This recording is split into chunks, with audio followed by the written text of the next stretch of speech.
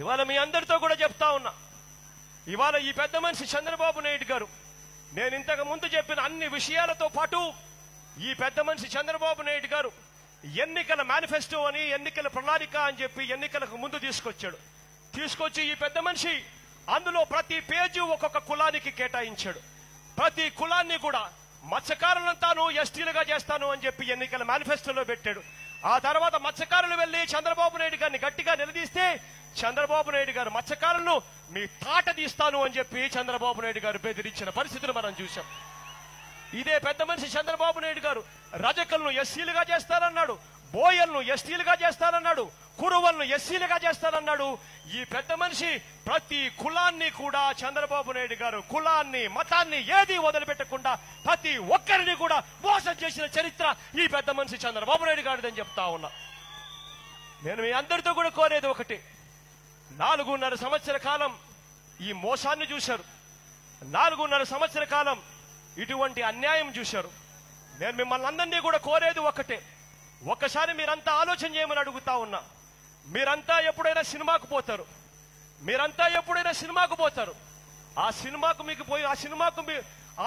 మీరు చూస్తూ ఉన్నప్పుడు నేను మిమ్మల్ని సూటుగా అడిగేది ఒకటే, ఆ సినిమా మీరు చూస్తూ ఉన్నప్పుడు మీకు హీరో నచ్చుతాడా విలన్ నచ్చుతాడా అని చెప్పి నేను అడుగుతా ఉన్నా మిమ్మల్ని అందరినీ కూడా.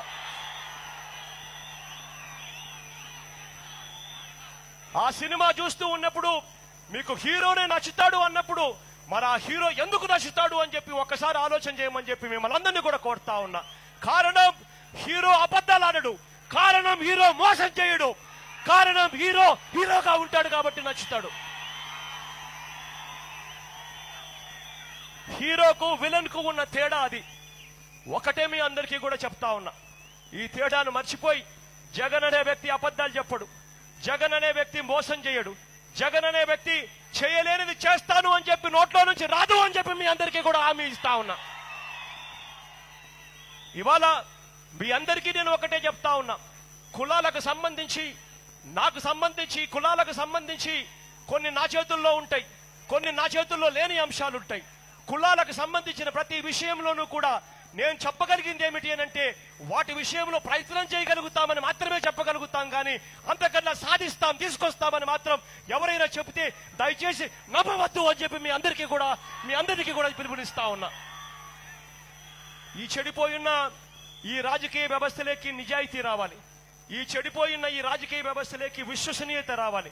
నిజం చెప్పేవాడు న్యాయంగా ఉండేవాడే ఎప్పుడైనా కూడా రాజకీయాల్లో పైకొస్తాడు. అటువంటి వ్యక్తిని ప్రజలు దీవిస్తారు, దేవుడు దీవిస్తాడు అన్న సంకేతం ఖచ్చితంగా పోవాలని చెప్పి మీ అందరి ద్వారా నేను కోరుతా ఉన్నాను. పొరపాటున ఇటువంటి రాజకీయ వ్యవస్థలోకి మార్పు రాకపోతే రేపొద్దున మన పిల్లలు రాజకీయ నాయకులను చూస్తే వీళ్ళ రాజకీయ నాయకులు అని చెప్పి అనుకునే పరిస్థితి వస్తుందని చెప్పి మీ అందరికీ కూడా తెలియజేస్తా ఉన్నాను. మీ అందరితో కూడా ఒకటే కోరుతా ఉన్నా, ఈ చెడిపోయిన రాజకీయ వ్యవస్థ మారాలి, ఇందులోకి విశ్వసనీయత రావాలి, ఈ చెడిపోయిన రాజకీయ వ్యవస్థలోకి నిజాయితీ రావాలి. ఈ వ్యవస్థ మారాలి అనంటే ఇది జగన్ ఒక్కడి వల్లే సాధ్యమయ్యేది కాదు, జగన్ కు మీ అందరి తోడు కావాలి, జగన్ కు మీ అందరి దీవెనలు కావాలి. ఏంటండి వీడియో నచ్చిందా? అయితే ఓ లైక్ వేసుకోండి, లేదంటే ఓ కామెంట్ చేయండి. ఎప్పటికప్పుడు మా వీడియోస్ చూడాలంటే సబ్స్క్రైబ్ చేసుకోండి.